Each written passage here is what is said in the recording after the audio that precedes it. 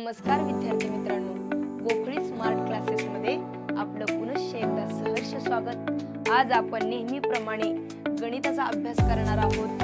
व्यवस्थित गणिते पहा, खूप सोपी आहेत। तुम्हाला जरी पुढे एमपीएससी, यूपीएससी असेल, पोलीस भरती, पीएसआय तसेच 7वी स्कॉलरशिप, 4थी स्कॉलरशिप यासारख्या स्पर्धा परीक्षांसाठी उपयुक्त अशी गणितं आहेत। व्यवस्थित अभ्यास करा आणि मी शिकवते ते रिपीट पहा, म्हणजे तुम्हाला नक्की समजेल। क्रमांक पहिला बघा, या गणितामध्ये काय म्हटलंय, एका संख्येतून 13 वजा करून उरलेल्या संख्येला 7 ने भागले असता भागाकार 9 येतो। म्हणजे हे गणित आपल्याला सोडवायचं नाही, तर काय करायचंय, समीकरण तयार करायचं आहे। सांगितल्याप्रमाणे व्यवस्थित संख्या मांडून घ्या। बघा, एका संख्येतून एक संख्या माहिती आहे का, नाही, मग ती x माना। एका संख्येतून 13 वजा करून वजा 13 उरलेल्या संख्येला, मग जी उरलेली संख्या आहे त्या पूर्ण संख्येला 7 ने भागले तर भागाकार 9 येतो। म्हणजे ह्याचं उत्तर किती येतंय, 9 येतंय। आहे का नाही सोपं। म्हणजे एका संख्येतून 13 वजा केले, उरलेल्या बाकीला 7 ने भागले तर भागाकार 9 येतो। तर अशा प्रकारे कोणतं समीकरण तयार झालंय बघा। पहिले दोन तर नसणार, कारण इथं अधिक आहे, इथं अधिक आहे। x वजा 13 भागिले 7, आता भागले 7 ने तर 9 कसं उत्तर असेल, तर ही नाही येत। म्हणून आपलं पर्याय क्रमांक उत्तर 3 आहे। चला नेक्स्ट एक्झाम्पल पहा। 2 कंसात 10x अधिक 7 आणि 1/7 कंसात 21x अधिक 7। आता हे व्यवस्थित सोडूया। 2 इन ब्रॅकेट मध्ये 10x अधिक 7 बरोबर 1/7 आणि सेकंड ब्रॅकेट मध्ये आहे 21x अधिक 7। आता हे एक्झाम्पल सोडवत असताना ह्या कंसाच्या बाहेर ही संख्या दिली ते, म्हणजे ह्या संख्येचा आणि कंसातल्या प्रत्येक संख्येसोबत काय होणार, गुणाकार होणार। 2 गुणिले 10 20 आणि x आहे असं 20x अधिक बेसाती 14। ओके, आता 1/7 गुणिले 21x किती येणार बघा, 1/7 गुणिले 21x तर ते येणार 3x 3x अधिक 1/7 गुणिले 7 किती येणार 1। आलं का नाही बघा। मग काय आलं, 20x अधिक 14 बरोबर 3x अधिक 1। आता तुम्हाला म्हटले मी अण्णव भाऊकी भाऊकी एका बाजूला घ्या आणि उरलेलं पलीकड सारा, मग तसं करा। आता 20x आणि हे 3x ची भाऊकी, पण ह्या 3x ला कोणतं चिन्ह आहे, तर ते आहे अधिकचं। इकडे आले होणार वजा 3x, पलीकडचं 1 आहे असं लिहा आणि हे अधिक 14 पलीकडे गेल्यानंतर होणार वजा 14। बघा, जिथं चिन्हांचा घोळ समजला तिथं गणितच समजलं। बेसिक कन्सेप्ट आहे, तुम्हाला धन ऋण लक्षात आलंच पाहिजे। मग ते गुणाकारामध्ये असो भागाकारामध्ये असो व्यवस्थित समजलं पाहिजे। आता सोडवा, 20x वजा 3x 17x बरोबर 1 वजा 14। तुम्हाला 13 लगेच कळतंय, पण घोळ काय आहे, तर वजा 14 अधिक 1 मोठ्या संख्येला वजा चिन्ह आहे, मग काय येणार, मोठ्या संख्येचं चिन्ह येणार वजा 13। आता 17 आणि x मध्ये कोणतं चिन्ह आहे, गुणुले, मग 17 तिकडे गेल्यानंतर काय होणार, भागिले। x बरोबर वजा 13 भागिले 17, म्हणजे x ची व्हॅल्यू काय आली, वजा 13/17। म्हणून पर्याय क्रमांक 1। चला नेक्स्ट एक्झाम्पल पाहूया। प्रश्न क्रमांक 3, 2 क्रमागत ऋण संख्यांची बेरीज दिले वजा 85 असल्यास त्यातील मोठी संख्या कोणती। आता मुलांनो, 2 क्रमागत ऋण संख्या म्हटले, आता मी फॉर एक्झाम्पल सांगते तुम्हाला, एक जर वजा 2 असेल तर पुढची काय येणार, वजा 3। पण आपल्याला ह्या दोन संख्या माहित नाहीत, फॉर एक्झाम्पल पाहिलेत आपण, म्हणजे एक जर आपण x मांडली तर दुसरी काय मानावं लागेल, x वजा 1, कारण पुढील आणि ही ऋण संख्या येत्या म्हणजे x, तर x वजा 1, कारण बघा वजा 2 1 असेल तर वजा 2 मध्ये वजा 1 केल्यानंतरच वजा 3 येते। म्हणून एक जर x मांडली तर दुसरी म्हणावं लागेल x वजा 1 आणि त्या दोन संख्यांची बेरीज आहे वजा 85। मग बघा, x अधिक x वजा 1 बरोबर वजा 85। आता हे गणित सोडवा, x x 2x वजा 1 बरोबर वजा 85। आता हे वजा 85 पलीकडती गेल्यानंतर काय होणार, अधिक 1, मग वजा 85 अधिक 1 मग 2x बरोबर बघा भिन्न चिन्ह आहेत, मग भिन्न चिन्ह आल्यानंतर वजाबाकी करावी आणि येणाऱ्या उत्तराला मोठ्या संख्येचं चिन्ह द्यावं. 85 वजा 1 84, मोठ्या संख्येला आहे वजा चिन्ह. आता 2 मध्ये आणि x मध्ये गुणुले चिन्ह, 2 तिकडे गेलं की भागिले x बरोबर वजा 84 भागिले 2. मग x बरोबर किती येणार वजा 42. मग वजा 42 आलं म्हणाल तुम्ही, मग पुढची काय येणार वजा 43. बघा ना x आलं वजा 42 आणि त्यामध्ये वजा 1 केलं की वजा 42 वजा 1 बरोबर वजा 43. मग अशा दोन संख्या मिळाल्या तुम्हाला वजा 42 आणि वजा 43. त्यांनी विचारलंय मोठी संख्या कोणती, तुम्ही लगेच म्हणणार 43, पण तसं नसतं. ऋण संख्येमध्ये जेवढी संख्या लहान तेवढी संख्या मोठी असते, म्हणून तर ह्याच्यामध्ये वजा 42 ही संख्या मोठी असणार. गपलत करायची नाही.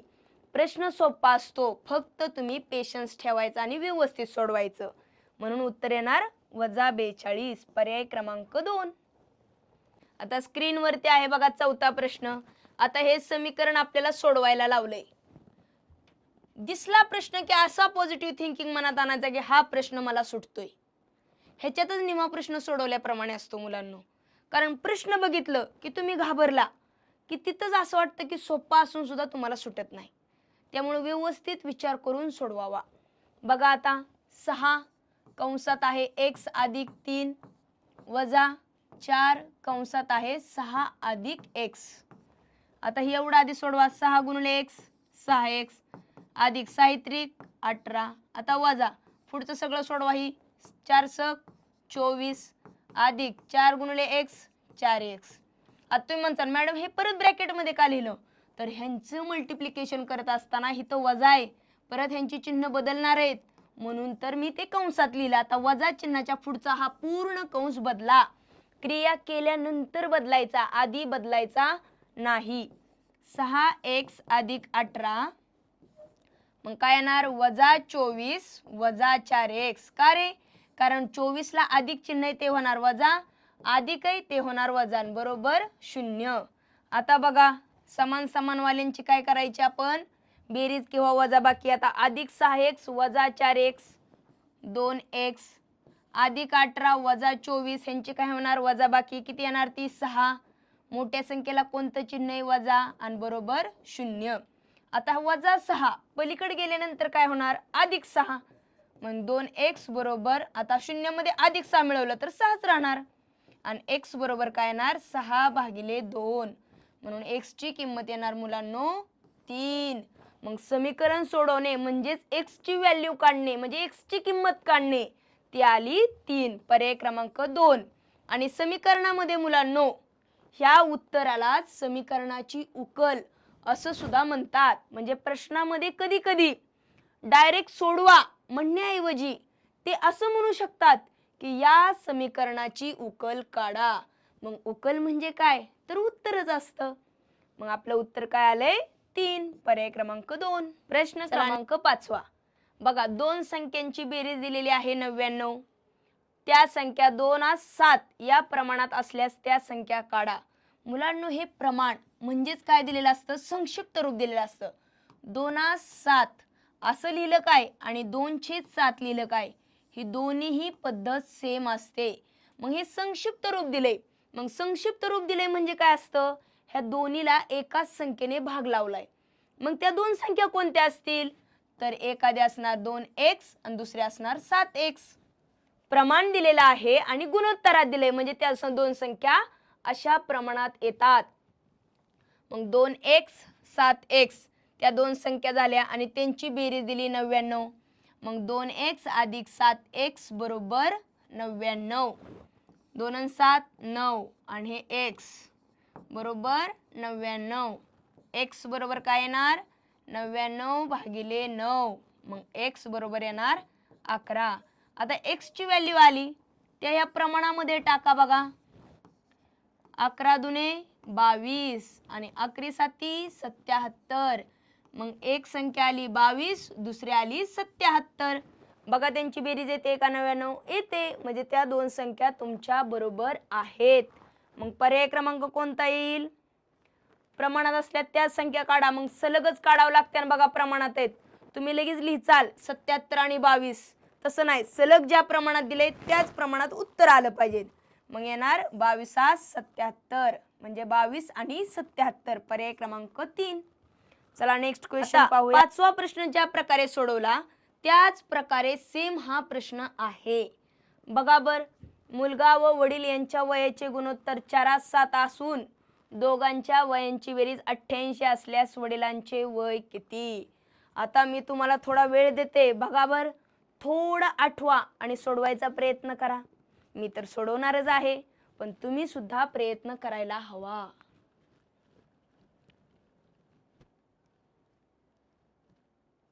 बघा मग मनात आला असेल 4:7 प्रमाणे, म्हणजे आपल्याला काय करावं लागेल, एक संख्या येणार, म्हणजे एका मुलाचं वय येणार 4x आणि त्यांच्या वडिलांचं वय येणार 7x. आता तुम्ही म्हणसान तुम्ही त्यांना वडिलांचंच का म्हटला, तर सलग दिले ना, मुलगा वडील यांच्या वयांचे गुणोत्तर 4:7, म्हणजे 4 गुणोत्तर असणार मुलाचं, 7 गुणोत्तर असणार वडिलांचं, आणि त्यांची बेरीज किती आहे 88. किती येणार बेरीज? 11x बरोबर 88, x बरोबर 88 भागिले 11, x बरोबर 8. मग x ची व्हॅल्यू आली तर ती इथं टाका, 8 आली या, मग 8 चोक 32 आणि 8 7 56. मग मुलाचं वय येणार 32, वडिलांचं वय येणार 56. मग त्यांनी कोणाचं विचारलंय वय? वडिलांचे वय किती? मग किती येणार आहे? पर्याय क्रमांक 2 56. चला नेक्स्ट क्वेश्चन पाहूया. प्रश्न क्रमांक 7वा. जसा आपण 5वा सोडवला, जसा 6वा सोडवला, त्याच प्रकारे सेम हा 7वा पण प्रश्न आहे. बघा त्रिकोणाला किती बाजू असतात? 3. मग त्रिकोणाच्या तीनही बाजूंची बेरीज म्हणजे त्रिकोणाची काय असते? परिमिती. मग त्यांनी त्रिकोणाच्या तीनही बाजूंचं प्रमाण दिलेलं आहे. मग प्रमाण असून त्यांची परिमिती दिली, परिमितीचा अर्थ काय? तिघांची बेरीज दिलेली आहे. तर मोठ्या बाजूची लांबी काढा. तर आपण मानू शकतो त्रिकोणाच्या बाजू 1x अधिक 2x अधिक 3x बरोबर तिघांची बेरीज किती आहे? 144. मग 1x अधिक 2x अधिक 3x किती होणार? 6x बरोबर 144. x बरोबर काय होणार? 144 भागिले 6. x बरोबर 6 दुने 12 आणि 6 चोक 24. मग x ची किंमत किती आली? 24. मग तशा तीन बाजू बघा, 24 एके 24, 24 दुने 48, 24 त्रिक 72. बघा 24 48 72, ह्या तीनही बाजूंची लांबी कळाली. मग त्यांनी विचारले मोठी बाजू कोणती असणार आहे? 72 सेमीची. मग पर्याय क्रमांक काय येतोय? 1 आहे का नाही सोपं? इथून पुढं जर गुणोत्तराचं प्रमाण दिलं तर प्रमाण म्हणजे त्या संख्या आपल्याला मानावं लागणार x.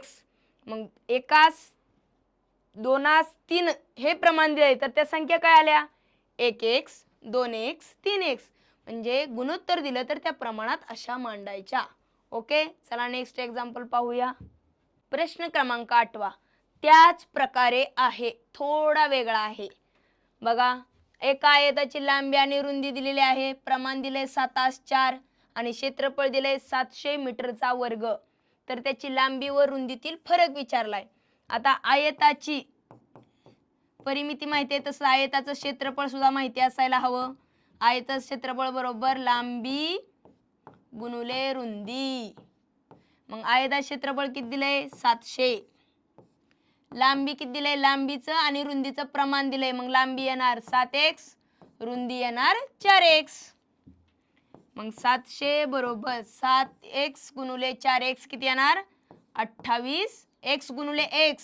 आता बघा बेरजेप्रमाणे असं नाही की x एकदा मांडा, x गुणुले x x वर्ग होतं. 28 गुणुले इकडे आणल्यानंतर भागिले 700 भागिले 28 काय येणार? 28 एके 28, 28 दुने 56. किती राहिले बघा? 14 राहिले आणि 28 5 140. म्हणजे 25 आलं आणि बरोबर x वर्ग. मग x वर्गाची किंमत 25 आहे तर ह्याचं वर्गमूळ काढा, ते येणार x. मग ह्याचं वर्गमूळ येणार 5. तर x ची किंमत आली 5. ती त्याच्या ठिकाणी टाका. मग किती येणार लांबी? 5 गुणिले 7 35 आणि रुंदी किती येणार? 25. बघा लांबी आणि रुंदी तुम्हाला समजली. मग त्यांनी विचारलाय फरक काढा. मग 35 वजा 20 किती येणार? 15. पर्याय क्रमांक 3. चला नेक्स्ट एक्झाम्पल पाहूया. स्क्रीनवरती आहे बघा 9वा प्रश्न. भला मोठा प्रश्न दिसतोय पण खूप सोपा आहे. बघा कसा सोडवायचा. 3 संख्यांची बेरीज दिलेली आहे 150 आणि पहिली संख्या दुसऱ्याच्या 2/3 पट आहे, दुसरी संख्या तिसरीच्या 3/3 पट आहे. तर पहिली संख्या तिसऱ्याच्या कितीने लहान आहे? तुम्ही म्हणता नेमकं काय चाललंय हे? कितीने पण खूप सोपं आहे बघा. आता तिसऱ्या संख्येच्या 3/5 पट काय आहे? दुसरी संख्या. तर तुम्ही तिसरी संख्या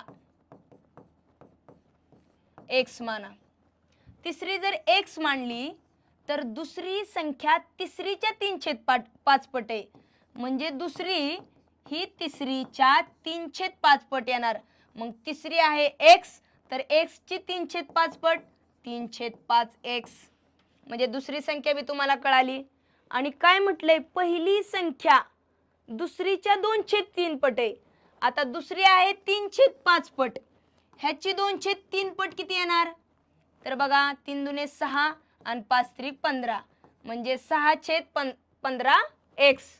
म्हणजे पहिल्या 3 संख्या तरी तुम्हाला समजल्या पाहिजेत. बघा पहिली, दुसरी, तिसरी.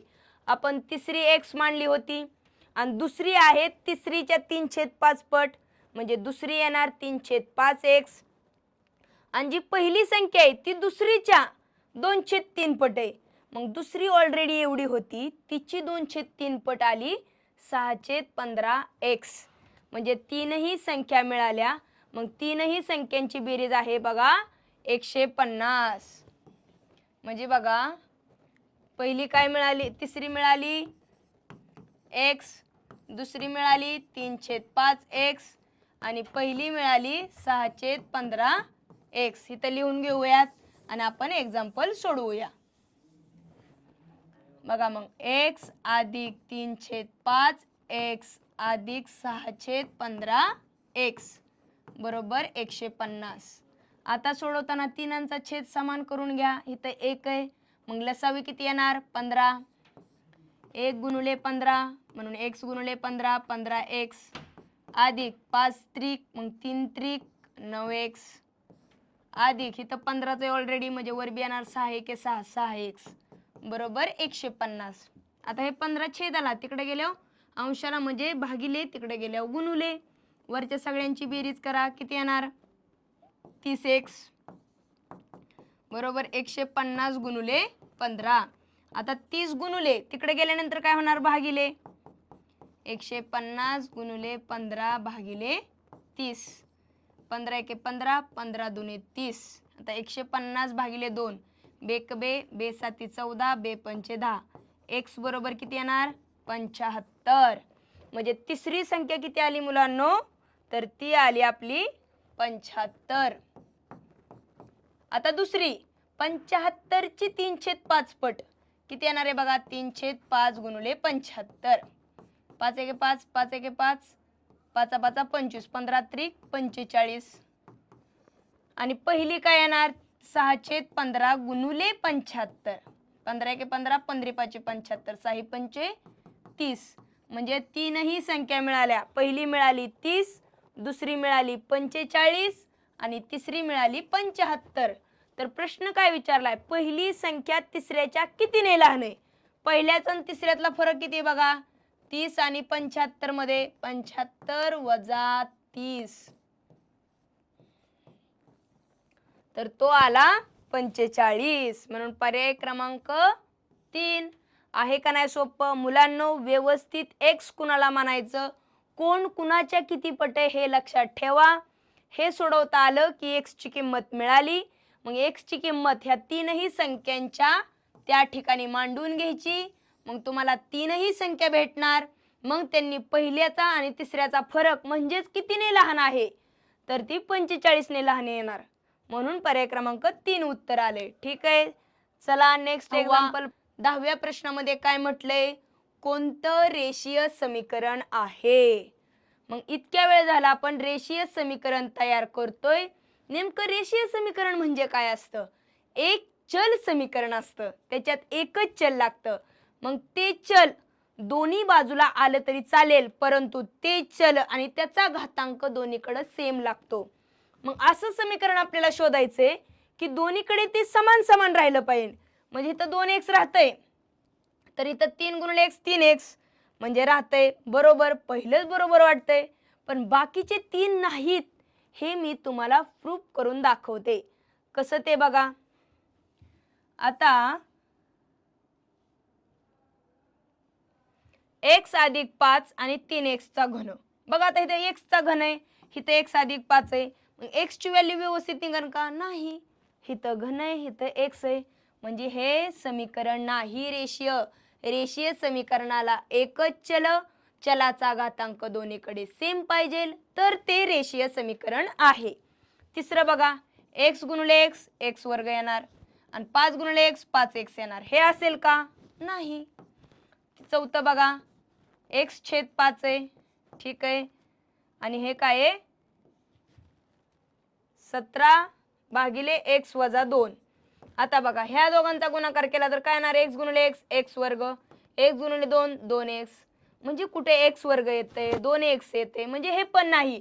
म्हणजे हे मी डायरेक्ट सोडवत नाहीये, परंतु x चा काय गोंधळ होतोय, x मल्टिप्लाय केल्यानंतर x वर्ग येतोय, दुसरीकडे 2x येतंय, म्हणजे हे x चल आणि चलाचा घातांक समान येत नाही, म्हणून ते रेषीय समीकरण नाही. परंतु पहिलं का आहे बघा, 2x अधिक 3 बरोबर 3 कंसात x वजा 1. आता 2x अधिक 3 लिहिला आपण, 3 गुणिले x 3x वजा 3 1 3 लिहिलं. आता बघा इथं 2x आहे, 3x आहे, काहीतरी क्रिया होणार इकडे तिकडे केल्यानंतर, आणि अधिक 3 पलीकडे गेल्या वजा 3 होणार, म्हणजे क्रिया होऊन x बरोबर आपलं उत्तर निघणार. तसं बाकीच्या तीनही उदाहरणामध्ये x बरोबर व्हॅल्यू निघत नाही, ते रेषीय समीकरण नाही. ओके, म्हणून पर्याय क्रमांक 1च हे काय आपला हे रेषीय समीकरण आहे. प्रश्न क्रमांक 11 बघा, समीकरणाच्या पद्धतीनेच आहे आणि समीकरणच आहे. कसं सोडवायचंय, 5p वजा 7 छेद 3p आणि बरोबर 2 आहे. आता हे समीकरण सोडवायचं आहे आणि कोणत्या समाधान होईल. आता समाधान होईल याचा अर्थ काय असतो, तर ह्या p ची व्हॅल्यू जर इथं टाकली तर बरोबर 2च आलं पाहिजे, म्हणजे आपल्याला त्यांनी p बरोबर व्हॅल्यू विचारलेली आहे. तर बघा आता ही 3p भागिलेलं आहे, तिकडे गेल्यानंतर काय होणार, गुणुले 5p वजा 7 बरोबर 2 गुणुले 3p. मग 5p वजा 7 बरोबर 6p. आता 6p इकडे आल्यानंतर काय होणार, आता उलटा पालट का करायची मुलांनो, एक तर 5p पलीकडे न्या किंवा 6p अलीकडे आणा. तर 5p पलीकडे नेलं तर चालेल, अलीकडे वजा 7 ठेवा, पलीकडे 6p, हे अधिक 5p पलीकडे गेल्या वजा 5p वजा 7 बरोबर 6p वजा 5p. एक p लिहिलं काय आणि p लिहिलं काय समान असतं, म्हणजे p ची व्हॅल्यू आली वजा 7. वजा 7 जर आपण ह्या ठिकाणी ठेवलं तर आपलं उत्तर 2च येणार, म्हणजे वजा 7 या उत्तराने या समीकरणाचं समाधान होईल. समाधान ह्याचा अर्थ ती व्हॅल्यू तिथं ठेवल्यानंतर आपलं उत्तर हे येणार. ओके, चला आता मुलांनो आजच्या सेक्शन मधील शेवटचं एक्झाम्पल आहे मुलांनो. जर तुम्ही अशीच गणितं वारंवार सोडवत राहिला तर नक्कीच यश तुमच्या पायाशी लोळण घालन. जर तुम्हाला एवढं यायचं असेल तर प्रयत्न हे करावेच लागतील. Practice makes man perfect. सराव हा करावाच लागतो, त्याच्याशिवाय यश मिळत नाही. हे गणितं तुम्ही सोडवली तर हीच गणितं पोलीस भरतीला असेल, MPSC UPSC, मी मगाचीच सांगितलं की या सगळ्या स्पर्धा परीक्षांसाठी उपयुक्त असतातच. आता हे गणित सोडवूयात. बघा, x अधिक 7 भागिले 3 कंसात x वजा 2 बरोबर 2/3 दिले. मग x अधिक 7 छेद 3 कंसात x वजा 2 बरोबर 2/3. आता आधी हा गुणाकार करा, लिहून आहे असं 3 गुणिले x 3x वजा 3 दुने 6 बरोबर 2/3. आता अशा प्रकारचं गणित आल्यानंतर काय करतो आपण, तिरका गुणाकार करतो 3 ने हा पूर्ण ह्याला गुणा 3 गुणिले x 3x अधिक 3 गुणिले 7 21 बरोबर ह्या 2 ने ह्या पूर्ण ह्याला गुणा 32 6x वजा 12 छान. आता एवढं केल्यानंतर तुम्हाला पुढची तर स्टेप माहिती आहे, एका बाजूला भाऊकी एका बाजूला बाकीची सगळी, तर आणा 3x इकडं अधिक 6x इकडं आल्यानंतर वजा 6x पलीकडचे वजा 12 आहे असं लिहिलं, अलीकडचे अधिक 21 पलीकडे गेले वजा 21 आलं, 3x वजा 6x वजा 3x बरोबर वजा 12 वजा 21 किती आलं, वजा 33 आलं. आता वजा 3x बरोबर वजा 33 बघा वजा 3 काय इकडं गुणुले तिकडे गेल्यानंतर भागिले x बरोबर वजा 33 भागिले वजा 3 दोन्हीला वजा वजा असेल तर ते अधिक होतं म्हणजे तो अपूर्णांक धनच असतो. मग x बरोबर काय येणार 11. आता x ची किंमत आली 11. मग त्यांनी आपल्याला x ची किंमत विचारली तर पर्याय क्रमांक 4 आहे. असेच नवनवीन व्हिडिओ पाहण्यासाठी आणि तुमच्या ज्ञानामध्ये भर पाडण्यासाठी गोखळी स्मार्ट क्लासेसला लाईक करा, शेअर करा, सबस्क्राईब करा. सबस्क्राईब केलं तर तुम्हाला नवीन नवीन व्हिडिओ लगेच तुमच्या YouTube वरती पाहायला मिळतील. धन्यवाद.